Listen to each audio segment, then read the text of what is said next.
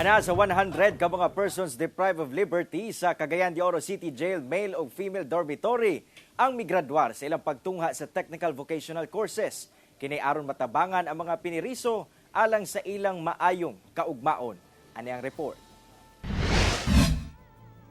Dungan nga migraduar ug mapasigarbuhon ang anaa sa gatos ka mga persons deprived of liberty gikan sa male o female dormitory sa Cagayan de Oro City Jail.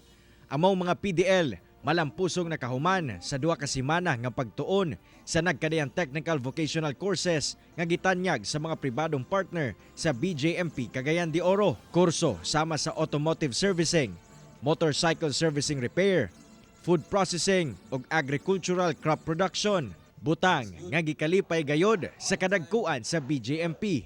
For the graduates, this must be a huge step forward towards your future. Dahil ito na magiging bala ninyo paglabas na pwede nyong gamitin para mag-umpisa. Pipilasab ka mga PDL ang nagpasalamat sa mong mga programa nga gitanyag sa BJMP kanila. Unta atong seryosohon ato ang TCMP. Kay tungod ani diri ra ta ma-reforma. Wala ta diri gibutang para sa hanta. Ang gibutang ta diri para makabaton sa ato ang mga sayop.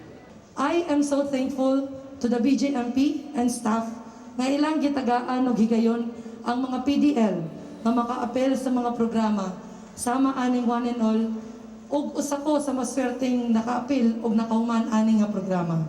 Ang ubang PDL gipakita sab ang ilang kalipay sa ilang natapos pinaagi sa pagpakita sa ilang mga tinatagong talento.